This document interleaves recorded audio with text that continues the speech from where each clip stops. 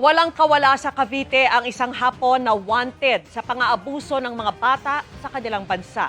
Bistado pati ang estilo ng suspect na gumagamit ng laruan para maakit ang kanyang mga biktima. Nakatutok si John Consulta, exclusive. Okay, you're under arrest. Yeah, we are also here with the Japan Embassy. Arestado sa Cavite ang 43 anyos na Japanese national na pinaghahanap sa bansang Japan dahil sa reklamong pang-aabuso sa mga bata sa kanilang bansa.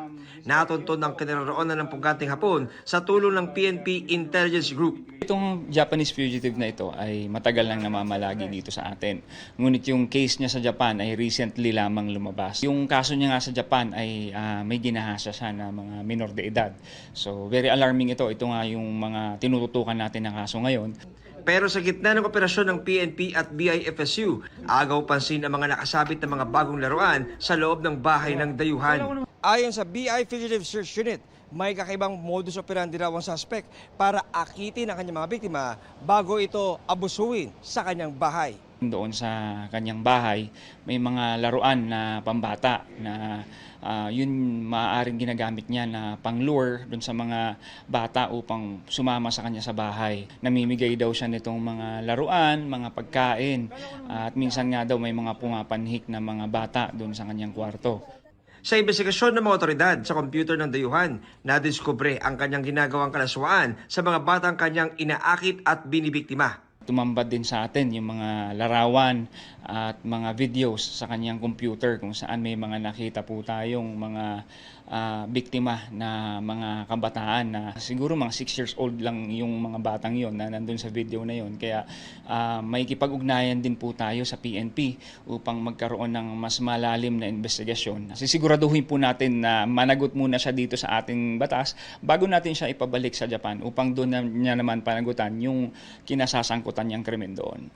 Nakakulong na sa BI Detention Facility sa Bikutan ang suspect na wala pang pahayag. John Consulta, nakatutok, 24 oras. Mga kapuso, trauma ang inabot ng isang babae na dumulog sa inyong Kapuso Action Man. Matapos kasing makipaghiwalay sa kasintahan, in-upload umano ng lalaki online ang kanyang mga pribadong video. Yan ang aming inaksyonan. Na-trauma na ako kasi ayun nga parang ang dami nakakaalam na tao sa paligid ko about dun sa video since kumalat na siya sa isang porn site. Yan ang nakababahalang sumbong ng 25 anyos na si Teresa, hindi niya tunay na pangalan, sa inyong Kapuso Action Man. Ang kanya kasing mga pribadong video ipinakalat umano online ng dating kasintahan na itago natin sa pangalang Joel. Ano po naramdaman nyo nung madiscover nyo ito? Siyempre nung una ko nalaman yun, parang gusto ko na magpakamatay.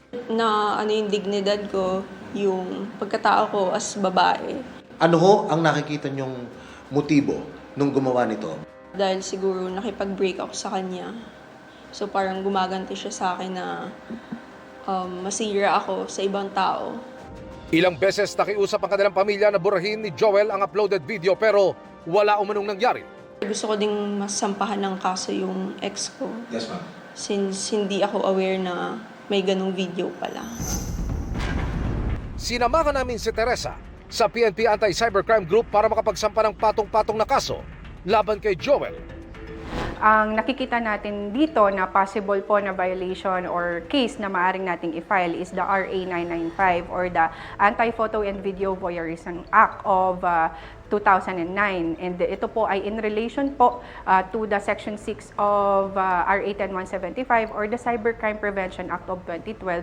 Since po yung pagpapakalat, pagkuha ng photos and videos, especially po pag mayroon pong private content po ito ng isang tao na without consent of the owner is naglalabag talaga sa batas na ito. Since may psychological effect po ito, maaari din po nating kasuhan po siya or mag-file tayo ng RA 9262 or the VAUSI case po.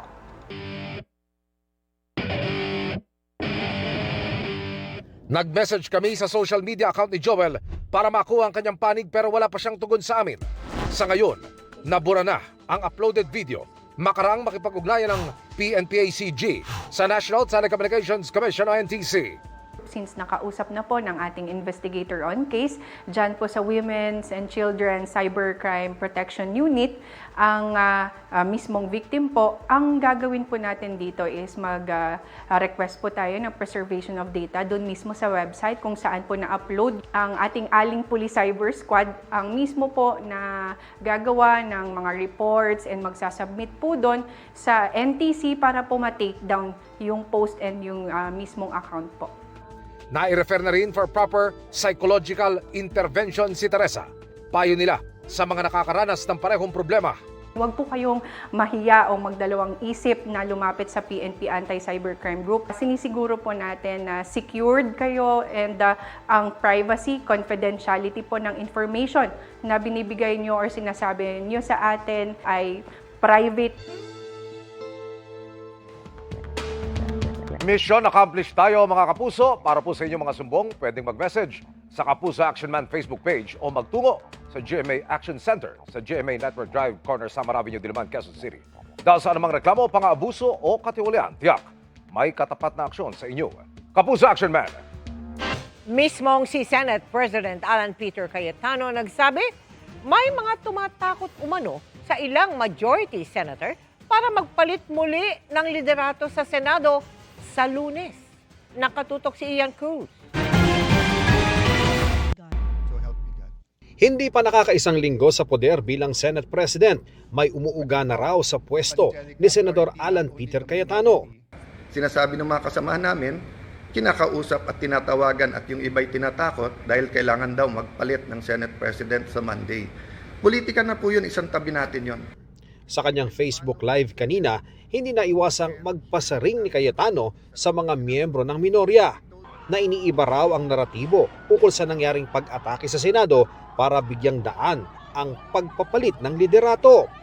Kung meron utak pulbura, meron din utak politiko, but you're willing to see the Senate that way and you're willing to join the narrative, to flip the narrative to say that since I got there, magulo ang Senate. Why? Kailan naging crime ang magpalit ng Senate President?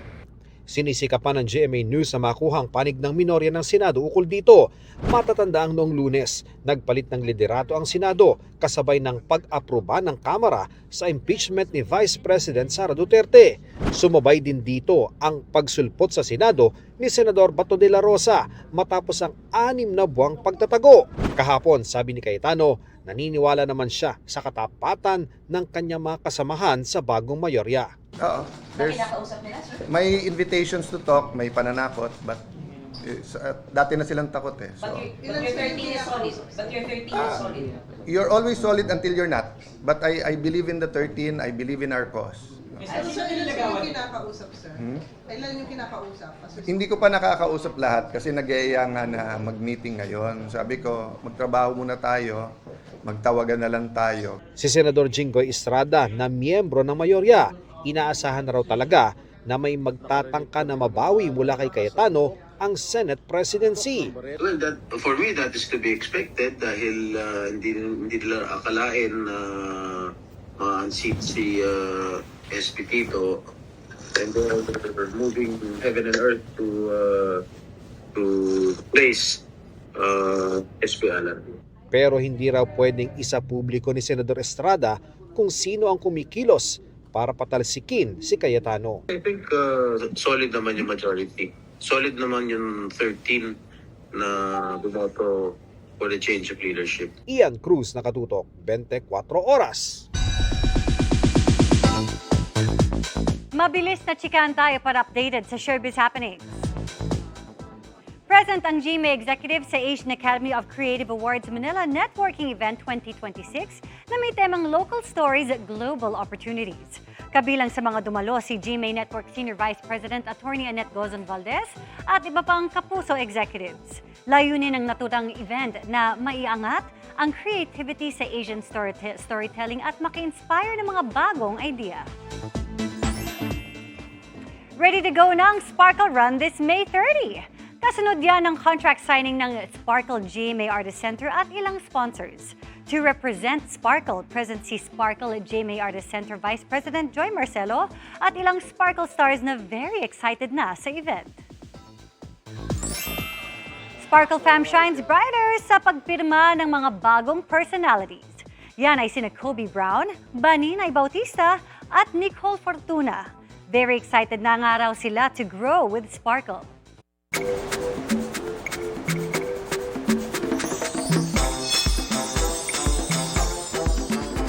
Biyaheng Mindanao naman tayo para explore ang natatanging ganda ng tinaguriang City of Golden Friendship na Cagayan de Oro.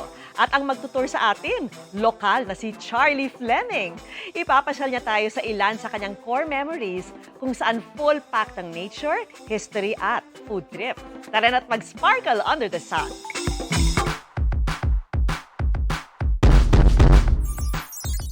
Maayong buntag! Wala-walang adlaw, higala!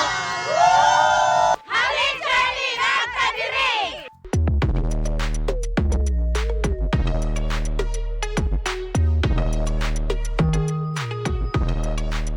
Nakauli na ako. Welcome to the City of Golden Friendship, Cagayan de Oro.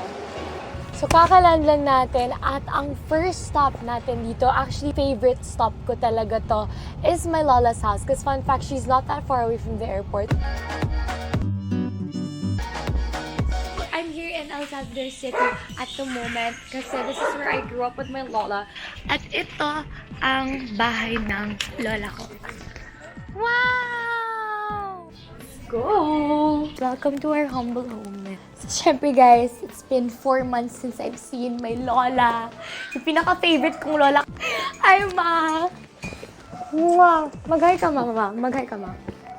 Oh, di ba magkamukha kami? May twins kumbaga. Ang sabi kiloto ni mo karon, ma. Ah, si Kwate. Si Kwate ni? Wow! This is my lola, guys. Wala lang. Funny lang siya. Ganun lang siya. Chillax lang siya. Pwede kumukuha, ma. Okay, I love si Kwate. Dati tabala yun eh, ma? Where has this been all my life? Charis. Ang OA ko talaga, ang aga-aga. Okay. Si Kwate nga siya. Ano nagpapago? Pero matamis and it tastes good. Masarap siya, ma. Thank you, ma. This is the place where we all really come together, especially mga fiesta, which is also my lolo's birthday. Kasi may ganun yung lola ko. Sinasabay niya yung fiesta tsaka birthday niya, which was just a few weeks ago. Belated happy birthday, pa! Love you! This is where the memories are made. And syempre, palagi natin i-treasure yung mga memories na yan. Welcome to CDO!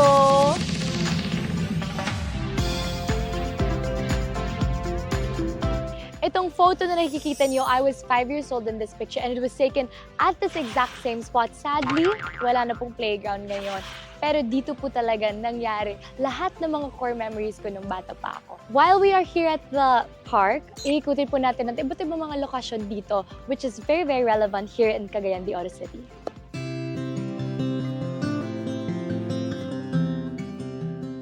Sir Milo, I wanna ask, how long has this church been here? Kasi ako growing up, I've always seen this church. It started here in 1622. It was a chapel first. Dito sa cathedral na to, imposibleng hindi mo makikita ang one of the biggest crosses here right in front of the church. I would love to ask, what is the significance of the cross? This was erected here in 1888. Probably it was when the Jesuits came here.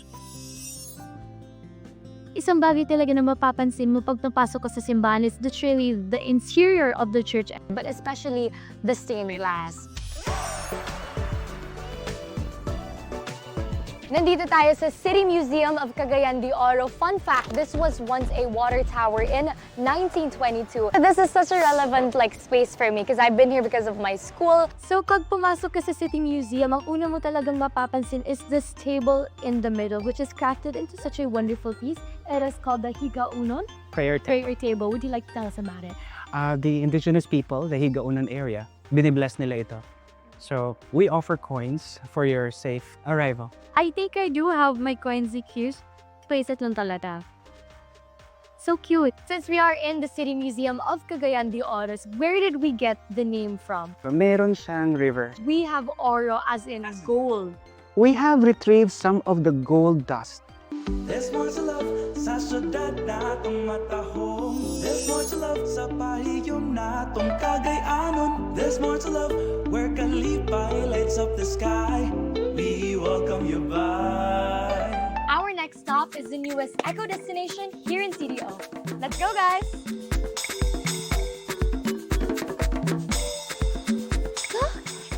Sobrang ganda dito. Parang, I want you guys to like really take in this view. As they told me, parang may 28 falls all leading down to the ilog down there. This is the one and only Sinulum Falls.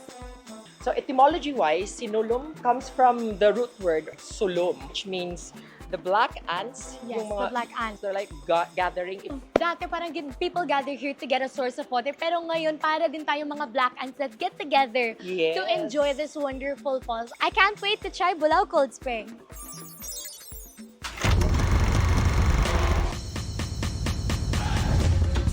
To get to Bulao Cold Spring, we have to cross the 200-meter hanging bridge. And you guys can see the view. It's crazy. Wow, it's kind of scary, but it's not really. As a professional side quester, I think this is one of the best side quests that I've ever done. It's really just exciting. We've made it to the Cold Spring Bulao! Ah! It's so cold! Absolutely majestic. At feeling ko masaya-masaya, sobrang saya talaga pagkasama mo ang friends and family mo.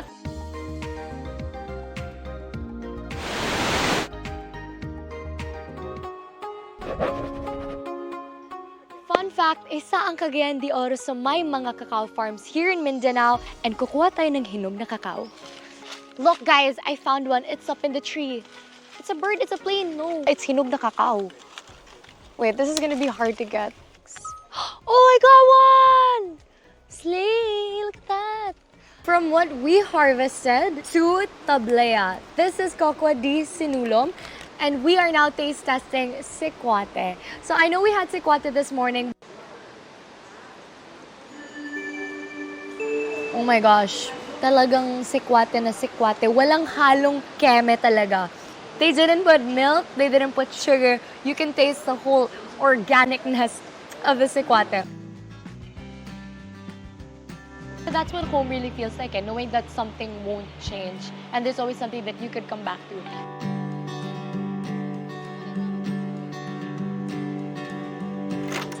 Para sa 24 Oras, this is Charlie Fleming, reminding you to sparkle under the sun.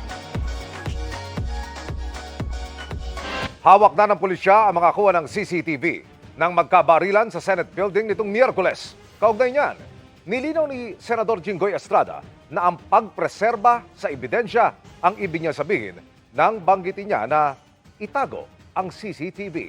Nakatutok si Marie Zumali. Kasunod ng putukan sa Senado noong Miyerkules, maririnig sa live video ni Senador Jinggoy Estrada na pinag-uusapan ng mga senador ang kuha ng CCTV. I-secured lang daw yung CCTV.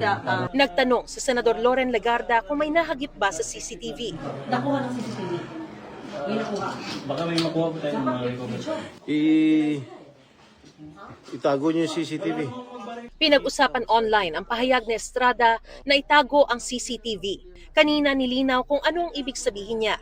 Anya, binaluktot ito at binigyan ng ibang kulay. Ano ibig sabihin ng i-preserve yung CCTV for future reference? Okay? Why should I keep it in public? Kaya nga, itago para i-preserve for future reference. Kasi ebidensya yun eh. Kung pwede nga lang ilabas kaagad yung CCTV, dapat ilabas na. Walang tinukoy sa Estrada pero sabi niya nakakalungkot na may ilan-anyang media outlets at online platforms na bumaluktot ng kanyang pahayag. Dagdag pa ng senador, natarantalang anya siya. Siyempre, para naman yung nasa loob ng building ng Senado, tapos makakarinig ka ng utok ng baril, hindi ka ba matataranta nun? Maging si Senate President Alan Peter Cayetano, ipinaliwanag ang naging pahayag ni Estrada. Agad kong sinabi, as soon as nakaakyat na po si Sergeant at Arms Mao, sabi ko secure the CCTV room. So nung sinabi po ni Jinggoy na itago, ang ibig niya sabihin make sure walang makakuha. Ayon sa PNP, hawak at pinag-aaralan na nila ang mga CCTV footage mula sa loob at labas ng Senado. Mariz Umali, nakatutok, 24 Oras. Nagkagulo sa nakatakdasa ng pag-demolish sa mahigit 300 bahay sa Cagayan de Oro City. Tumaas ang tensyon ng almahan ng mga residente ang isinilbing notice to vacate na pirmado ng kapitan ng kanilang barangay. Hindi umano kasi konektado ang nagpakilalang claimant ng lupa sa totoong may-ari nito. Agad namang ipinatigil ang demolisyon at nagkaroon ng pagpupulong. Lumabas ding walang demolition order mula sa alkalde ng lugar. Sinusubukan po namin hinga ng panig ang sinasabing claimant ng lupa.